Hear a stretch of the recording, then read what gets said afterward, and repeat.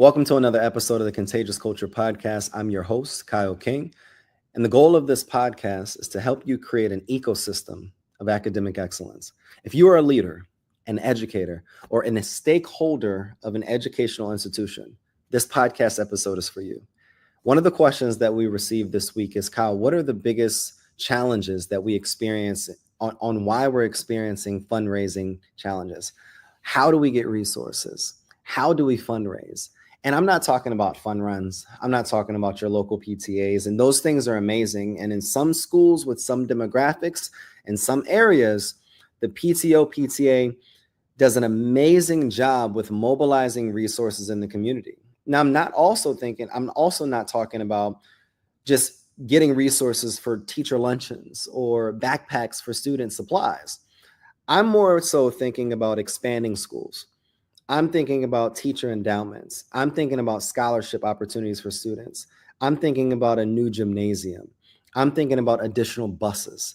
I'm thinking about expansion opportunities that truly advance the mission, the vision, and the overall goals of what that institution initially was founded upon. And if you're interested in what are the 4 stages of what it takes to be able to acquire millions of dollars, whether it's corporate funding, whether it's you're leveraging alumni of your school, whether it is really mobilizing resources to be able to expand your institution's vision and mission, this is the podcast for you. Today, we're going to talk about 4 steps, 4 stages, and it's built around our Culture Lab framework that are going to help you not only understand development and why development and advancement is important, but it's also going to help you get in front of the right clients or donors in this case. It's going to help you nurture and really be able to build a relationship with these individuals. But ultimately, it's going to help you advance your school forward. All right.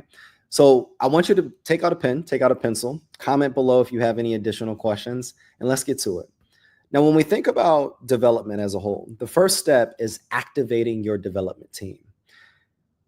Before we can activate anything, before we can just go start off in creating all of these different things and reaching out to all of these different people, it's important for us to understand what is development.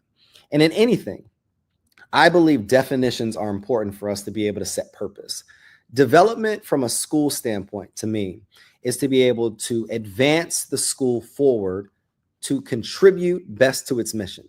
It's expansion, in a sense, advancing, moving forward in that direction, okay? So if we're at a D school, development looks like what are the things that we need to put in place so that we can grow from a D to a C to a B to an A. If we need a new gym, development is looking at, all right, what are the resources that we need? Where are the gaps? And how do we bring resources or mobilize resources together so that we can be able to achieve that goal? If we have a 1,500 student wait list, well, development looks like, well, maybe we need some more space.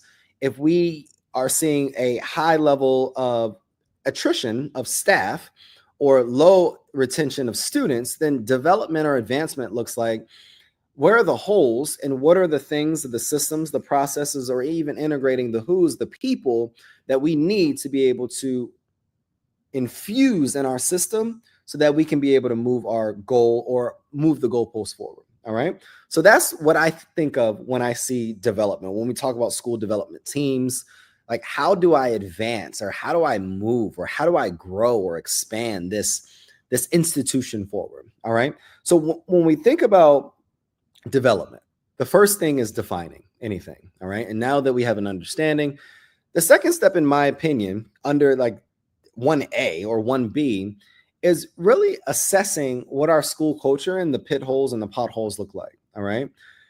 I want you to focus on 3 steps. When I look at assessing school culture, and I've had the opportunity to speak about this on multiple platforms, but the stages that we need to look at is if we're observing and then we run some surveys and we're interviewing, we're going on an interviewing tour and a listening tour, where can we best optimize the various things that we're hearing? If we're going on a listening tour and we're recognizing that burnout looks like X, or burnout looks like us having to stay after school every single day to be able to plan for the next day, then maybe we can work on lesson planning or bring on professional developmental opportunities or provide teachers resources or do certain things within the school that are filling specific gaps. So it's important to observe and then interview, survey, and then be able to optimize on those steps. But why we say assess school culture and whatever potholes exist is because it's challenging for us to be able to develop anything or be able to pour money into anything if we're not what we call optimized for the level of. If you got $5 million today to your institution from an anonymous donor, what would you do with that money? What holes would you fill? And if we haven't talked to our teams, if we haven't listened to our students, if we haven't engaged with our parents, if we haven't talked with our community partners, then it's hard for us to be able to best optimize and develop in the areas that we need to develop in the school if we haven't heard from all the stakeholders that are contributing to the success or the failure of our institution. Once we understand how to assess what is going on within our school, it's important for us to get leaders on the same page, all right? And when we're activating our development team, when I think about this step as a whole, it's important us in this step to set priorities, understand how to engage with leaders, understand who are the people that are going to move the needle forward with us, that are aligned in mission, that understand first the mission, that are aligned in mission and values, that are willing to do the necessary work to be able to move the needle forward, that are committed to being a part of the change, not in the temporary or the short term, but also the long term. In schools that we've worked with in the past, one of the biggest challenges is not understanding of the mission and is not work ethic. It's getting leaders on the same page and prioritizing and aligning what they prioritize as important. When the board members don't agree and the leaders are going off of the beat of the board and there's multiple schools and the leaders don't agree and they want to run their schools differently, that creates a challenge when we look at prioritizing specific initiatives that will develop or advance the school forward. So it's important for us to understand potholes collectively. It's important for us to get everyone on the same page and prioritize. Once the resources come in, we have to determine what are the impact that we're going to do with this and what is the income goal that is attached to that so that we can be able to achieve these goals in this specific order, okay? And then now we need to focus on, all right, being leveraging what I call as leveraging mission-driven leadership. Leveraging mission-driven leadership. And what that looks like from a school standpoint is understanding one thing. If it doesn't align with the mission, why are we doing it or committing to it in the school? Whether that is lesson plans, whether that is curriculum decisions, whether that is behavioral decisions, whether that is specific institutions that are providing us resources, if it doesn't align with our mission and our values as a school, then there are certain opportunities that we may have to turn down, okay? And this is all, again, a part of step one. This is all part of step one. So when we think about this, in step one, it's major things. We are understanding what is our unique selling proposition. We're understanding what is the story of our organization. We're understanding how to connect moments to achieving or receiving money based upon what is the portrait of the graduate. And what that looks like is what is the student that graduates from our institution? What do they look like? And how can we create a visual and a picture around what that student represents so that we can be able to sell that in the community? Then it's important for us to develop a target goal for fundraising and development initiatives. And this is exclusive for leadership and board members, okay? It's important in this step to build your development resources and assets, whether it's a tool checklist, building timelines and KPIs, building your development team, and all of these various things, mapping out your vision statement, establishing ongoing support committees, whether it's recruiting stakeholders, whether that is sharing the vision, who are the people that are going to be developing specific internal committees within the school. That's step one. And I know this is a lot. I know there's a lot to cover, and we're going to be able to provide individual podcast episodes surrounding these individual steps to this process. Let's get to step two. Now that we've had an understanding of the importance of activating our development team and activating this development initiative, the second step is, how do we create what we call awareness and attract stakeholders with anything, whether you're building a business, whether you're growing a school, whether you're trying to run for office. Awareness is critical for you to get voted, for you to get hired, for you to grow your institution, for you to be able to grow your business. If people don't know you, it doesn't matter how well you're doing what you're doing. If people don't know that you're doing it, it's just like you not doing it in regards to fundraising, in regards to creating opportunities to mobilize resources for your school. All right. So when we think about creating awareness and attracting stakeholders, there's a lot in this section, but there's one thing that I want to really be able to harp on. The goal of this specific step in your process is to take someone that is completely unaware with your school, with your institution, with what you're doing, to driving them forward from unaware and a stranger, in a sense, to a committed stakeholder. That gap in the middle is what we call the customer journey. And all of the stages, all of the communications, the opportunities to invite them in, the marketing events, all of these various things will move them from creating awareness to attracting committed stakeholders that are willing to recommend your school, review your school, donate to your school, give time or volunteer at your school, provide resources to your school, connect your school with other opportunities. The goal is to bring people that are strangers to a point where they are stakeholders. Now, when we think about this, we can't do that without building a form or a sense of community. And how I would define community is people in a group setting that are committed to what you're doing and believe the same things that you believe, are driven by the same things that you're driven by, and are willing to commit their time, their talents, or their treasure to expanding, advancing, or developing or growing what it is that you're trying to do. Okay. So we're wanting to take like-minded individuals that want to drive change, that want to impact, that want to focus on the specific model that your institution is catering to, and they're committed to walking with you on this transformation journey. Okay.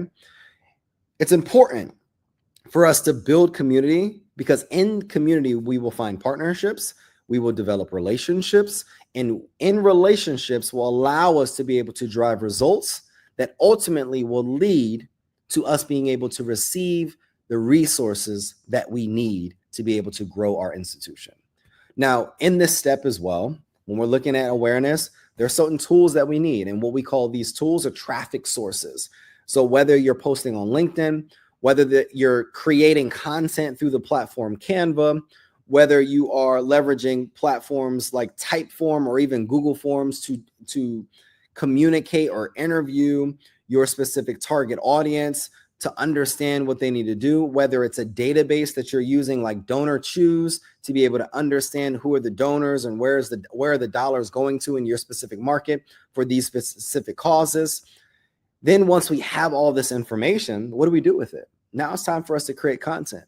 And there's ways to create content. We may have to celebrate wins. We may have to show behind the scenes. We may have to highlight specific students. We may have to do interviews on specific educators or past alumni or parents. What are the ways that now we're sharing our message? So yes, it's important for us to build community. But now that we've built community, it's important for us to understand, all right, who are the people that we're going after? And then how can we utilize these tools out there to be able to get in front of these individuals? And now that we have their eyes, now how are we sharing and creating content so that we can continue to stay in front of them, so that they can see what we're doing, so that they can get interest, they can have interest, and then they can come into our school and tour. They can get invited to our community partners open house. They can join our school newsletter. They can come to this specific community event that we're doing in partnership with the local business. All of these things are absolutely critical. And in this step, This is called communication cycles as a part of the customer journey. And your customer in this point is your donors that you're trying to get attracted to whatever it is that you're doing. Again, we're going to break down these modules or break down these specific models or these specific steps on individual podcast episodes, but I want to just give you the 4 steps. So the first step, again, is activating your development team. When we look at development, what are the potholes? Who is your leadership team?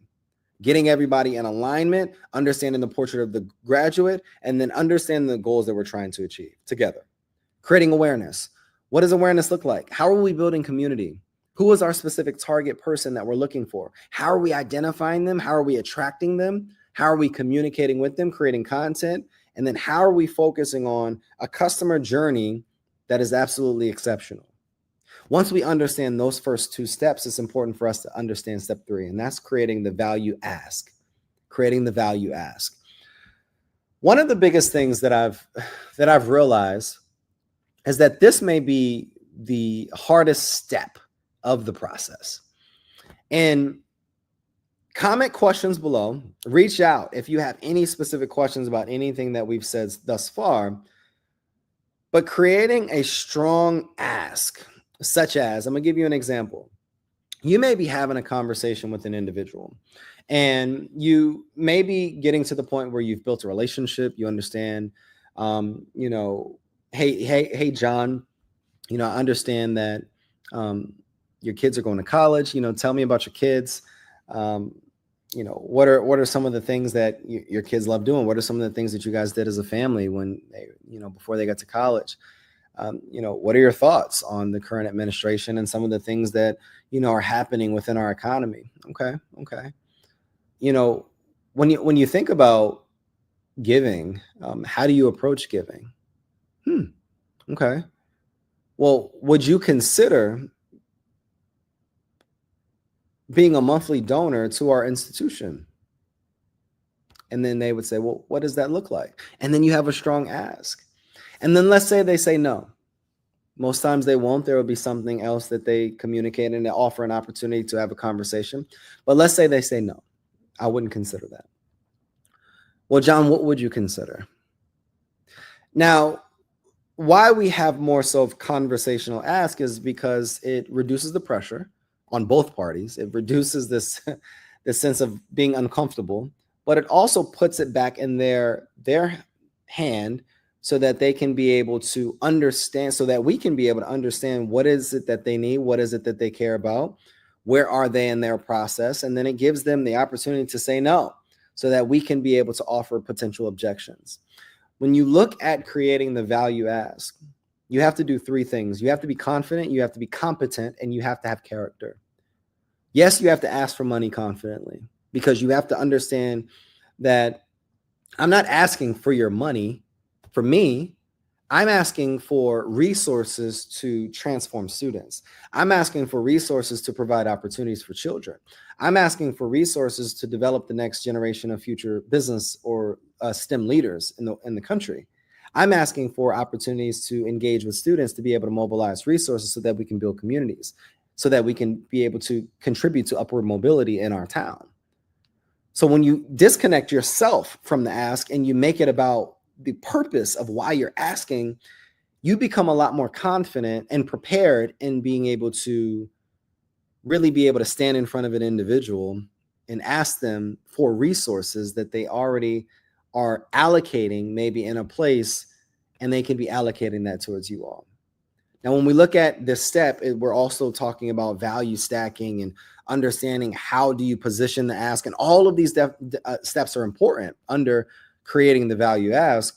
But the 3rd step of this model that we've developed is asking for money. You have to be confident, you have to be competent, and you have to have character. You got to know what you're talking about. You have to understand all of the elements of the school. And if it's important to have a pitch presentation, yes, that's important. It's important that you've engaged with alumni of your institution. It's important that you know what's going on in your local community. It's important that you potentially even do this in a group setting, because now if you have people at the table, you're asking everyone at once and you're All it takes is one person, and then it creates a domino effect where everyone else will raise their hand. All of these different things are important. And again, we're going to talk about these on a series of what are these specific steps that we need to do. But ask questions, comment questions below, because the third step, I know the last step is critical in regards to creating awareness and attracting stakeholders. All of that can be absolutely amazing. You could have the best team. You can have the most efficient and most beautiful marketing campaigns. But if you're not confident, competent, and leveraging your character, not even leveraging, operating with a high sense of character and morality with these asks, then everything goes out of the window. And then the fourth step, which is critical where a lot of people drop the ball, is advancing the relationship forward. Now that we've gotten money, now that we've gotten resources, now that we've gotten their time, their talent, or their treasures, it's important for you to find the fun in the fundraising journey.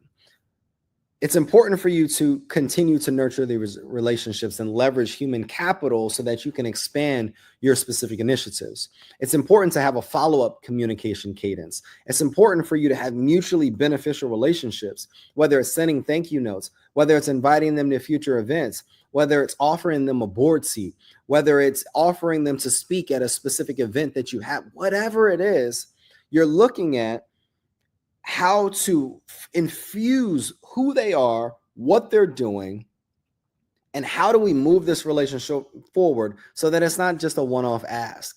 Inviting them to lunch, getting coffee with them, having quarterly community partners events for your specific community partners. All of these things are super important when we're looking at this fundraising journey. Again, first step, write it down, activate your development team. Second step, create awareness and attract your stakeholders. Third step is prepare and craft your value ask. And the fourth step is to advance the relationship forward. If you have any questions at all with these 4 stages of fundraising, comment them below. I'm your host, Kyle King. This is the Contagious Culture podcast, where we are helping you create an ecosystem of academic excellence. And we'll see you guys next time.